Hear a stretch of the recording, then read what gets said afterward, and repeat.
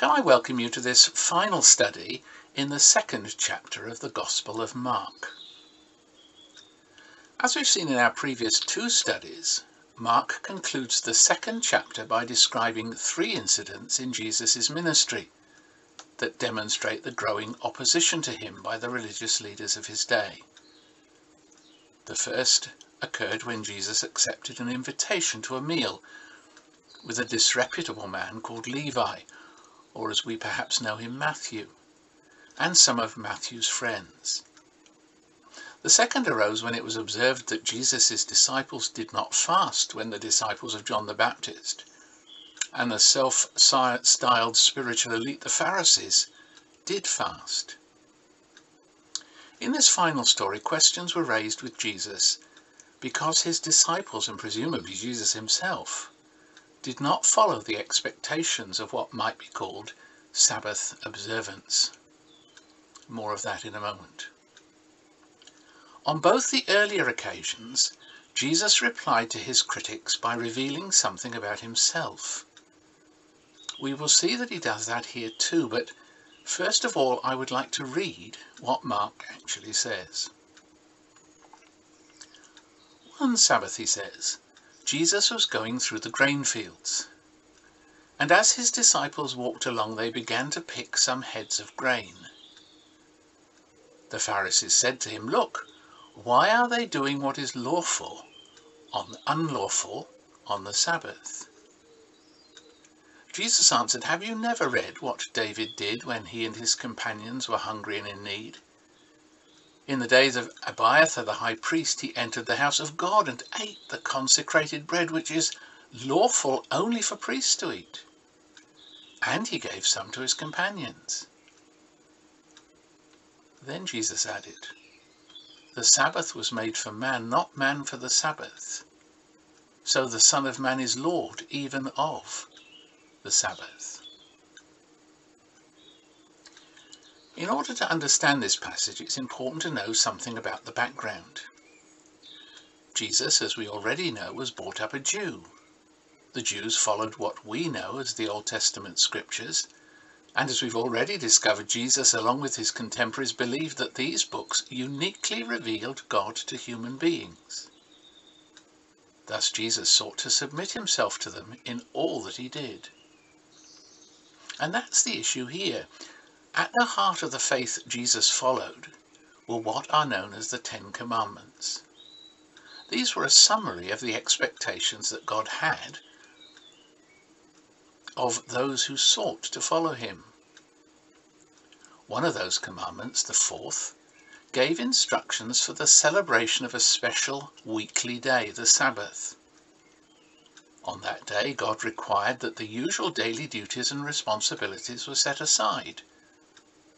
And the reason that this was required was that at the end of his own work of creating the world, God himself had rested. Evidence that people were God's followers was therefore seen by their observation of the Sabbath, or the rest. As we zoom in on the story, there are two other factors that help us to understand what is taking place here. And to do so, I want to read two more instructions that God had given to his people in the past. The first is found in the book of Deuteronomy, chapter 23 and verse 25, which reads, "If you enter your neighbour's cornfield, you may pick the ears with your hand, but you must not put a sickle to their standing corn." In other words, when passing through another person's field, snacking on the crop was permitted by God, but not harvesting it. So Jesus' disciples were engaging in something that the laws regarded as legitimate or lawful. However, there was another law found in Exodus chapter 34 verse 21, which referred specifically to the Sabbath and said, "6 days you shall labour, but on the 7th day you shall rest. Even during the ploughing season and harvest, you must rest."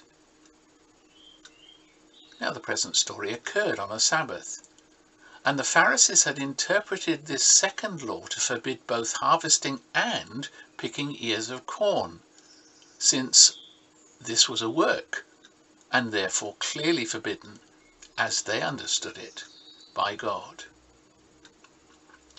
Those present, therefore, were perhaps understandably puzzled. Jesus and his disciples were not following the received expectations of the very religion of which they were all members. Discussing this among themselves, the Pharisees naturally asked the question, why? Jesus offered them two answers. In the first, he refers to an incident recorded in the Old Testament. It's found in 1 Samuel chapter 21, verses 1 to 6. David, mentioned here in Mark, was the most revered king that Israel had ever had. However, before he was king, and while in flight from Samuel, who was his predecessor, he and his followers had found themselves without anything to eat and in need. They knew, however, where a meal could be found. The nation's high priest had plenty of bread. The only problem was that it was reserved for the use of the priests. It was not lawful for others to eat. However, Abiathar, for that was the high priest's name as we're told here, shared it with David and his companions. Now, if we only had Mark's version of this story, we might not be certain exactly what point Jesus was trying to make. Matthew, however, when he wrote his account of the incident, makes clear what is implied here. In fact, then, Jesus' answer to those who were questioning him was an appeal to Scripture, answering Scripture with Scripture in a manner typical of the rabbinic debates of the teachers at the time.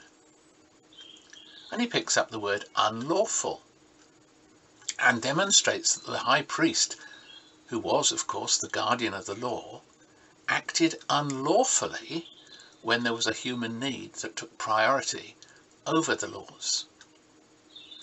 Traditionally, the event to which he refers here was thought to have happened on the Sabbath, since the change of bread occurs on this day.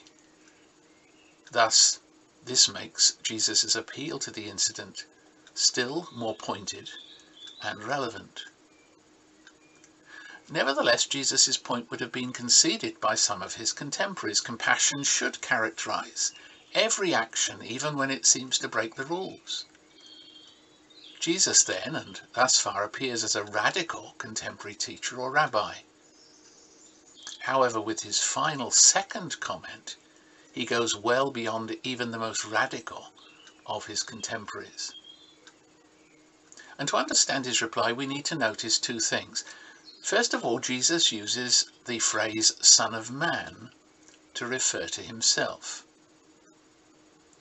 He first did this in Mark's Gospel when he healed the paralyzed man at the beginning of this present chapter, and he uses it again here, and from the various accounts of his life, it appears it was his favourite name for himself.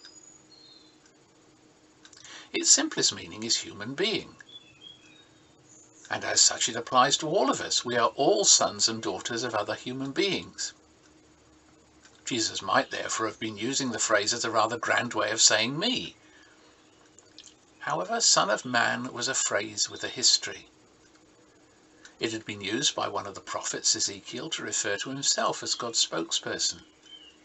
And it had also been used by the prophet Daniel to describe the promised Messiah. So Jesus appears to be using this phrase in a veiled way to invite his listeners and us too to reflect upon just who he considers himself to be. In fact, this is typical of Jesus' style of teaching. Some students of the Bible have noticed, and it's especially evident in Mark's account of Jesus' life, what has been called the messianic secret. This is simply a way of saying that Jesus appeared to invite his hearers to reflect upon what he said, and he did so that little by little they might come to realize who he was and is. It also implies that Jesus did not want people to make up their minds about him too quickly and reach wrong conclusions. As we've already seen, he's been doing this gradually in the incidents that Mark has so far described, although some people are already finding his implied claims too much. But using the title Son of Man is consistent with Jesus's steady approach to revealing himself. But this does not mean that Jesus did not make some extraordinary claims, and the final verse of our reading does just that. Many seem to assume that when Jesus claims to be Lord of the Sabbath, he's saying that he has the authority to determine the usage of the Sabbath, or that while following his laws, such as the Sabbath laws, they may be abrogated or cancelled by his followers. This is quite obviously a remarkable claim. Surely only a messianic figure could have such authority. However, there's one little detail in this verse that might suggest that Jesus is implying even more than this. Two of the other accounts of Jesus' ministry tell this story, those in the Gospel books of Matthew and Luke. However, the other two accounts leave out the word translated even in Mark's telling of the story. In their accounts, he is Lord of the Sabbath, and Mark probably uses even to bring out the emphasis in Jesus' own words. If this is the case, Jesus is not saying he has some sort of God-given authority to administer the Sabbath legislation, although that undoubtedly is true. But he's claiming to be the very one to whom the Sabbath itself pointed. What then might Jesus be implying? The author of the New Testament book called the Letter to the Hebrews can help us answer the question. The author there sees Jesus as the one in whom rest or Sabbath can be found. Behind this idea lies the recognition that every one of us longs for peace.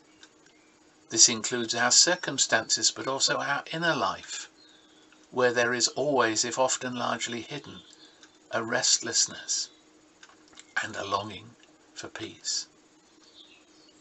In claiming to be the Lord of the Sabbath, therefore, Jesus is claiming to be the one and the only one in whom the longings of our hearts can be met. Indeed, one of the leaders of the early Christian movement understood this. Named Augustine, he said, "Our hearts are restless until they find their rest in you." Understanding these few short verses has required that we do some detective work. However, as we reach the end of the story, we can see that Jesus once again implies that he is the promised Messiah, and especially here that he is the answer to the longings of every human soul for peace, both peace without and peace within. This builds upon his earlier claims to be able to forgive sins against God, to meet the spiritual needs of those who know they are enemies of God, and to be the fulfillment of all the promises that God had previously made, of one who would come and deal with the mess into which humanity has fallen. But we've also noticed that in an almost veiled way, Mark records the way Jesus has made these claims. Mark has made it clear that he believes Jesus to be God become man and the promised universal deliverer. He wants to convince us too. But he wants to set before us the evidence, and is showing us that Jesus cautiously and carefully revealed who he was, so that we too, perhaps equally cautiously, become persuaded as we read the story that he is indeed who he claims to be, and that by following him we can find our deepest needs met: forgiveness, peace, and friendship with God.